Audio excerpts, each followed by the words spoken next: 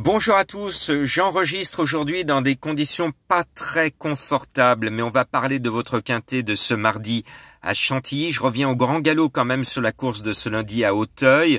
Bon, il me manque le 3, mais mes méthodes ont bien marché.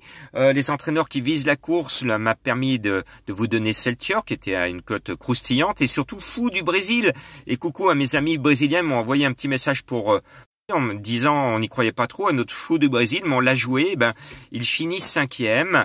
Donc voilà, je suis content d'avoir trouvé une partie de l'énigme, mais cette semaine commence mal, avec des galopeurs, avec des chevaux qui rentrent, des chevaux qui viennent des meetings, c'est très très compliqué, donc soyez prudents dans vos jeux.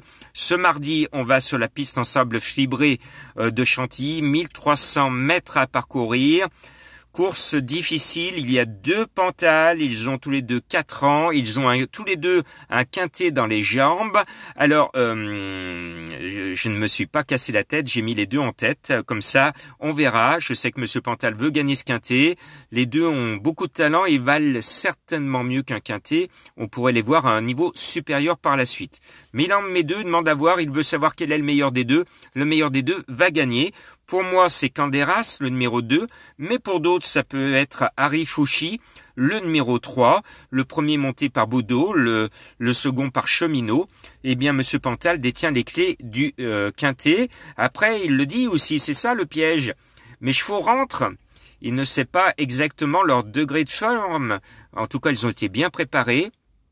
Ils ont un joli poil, normalement ils devraient défendre leur chance, mais il y a toujours ce gros point d'interrogation sur le fait qu'ils font une rentrée. C'est pour ça que je mets en 3e position mon coup de cœur, c'est Vautrin, le numéro 14. Alors il a tout pour plaire, c'est un cheval qui est monté par Maxime Guyon, et depuis le début de l'année, Maxime est toujours dans les quintets, il est tout le temps à l'arrivée, donc la forme du jockey est là, il faut le suivre en confiance. Le cheval est bien, il a bien couru en fin d'année, bien couru en début d'année, il est au top et bien placé au poids. Donc franchement, on tient là peut-être une base avec mon coup de cœur. Et puis l'As Zavrinka va peut-être permettre à Monsieur Quintet de faire enfin l'arrivée d'un quintet, parce que qu'est-ce qui se passe, Stéphane Pasquier, vous qui étiez le roi des quintets en 2019, eh bien une grosse bulle pour l'instant, pas là, dans le classement des 10 meilleurs jockeys de tiercé, il n'y a pas Stéphane Pasquier.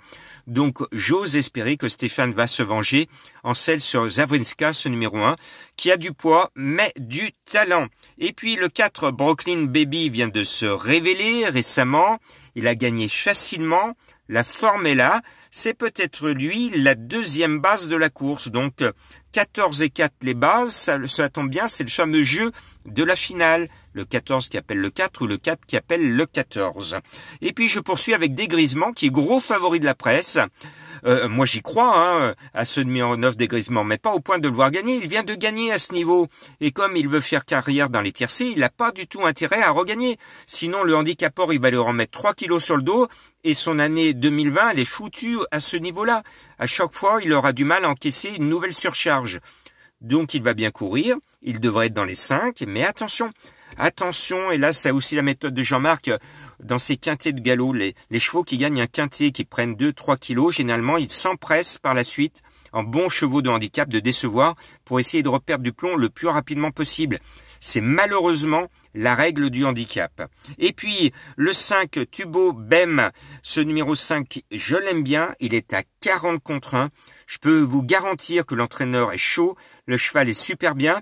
Alors, cette course n'est pas forcément son objectif, mais le cheval est tellement bien qu'il peut faire quelque chose de super, parce que son entraîneur va et veut lui faire gagner son tiercé. Donc, il a la pointure, et son entraîneur dit bien, si tout se passe bien, même si ce parcours c'est pas fait pour lui, si tout se passe bien, avec sa forme actuelle, il peut faire quelque chose d'extraordinaire. Donc, attention à Tudo Bem, ce numéro 5, c'est du 40 contre 1. Et oui, Jean-Marc ne vous donne pas la liste type de la presse.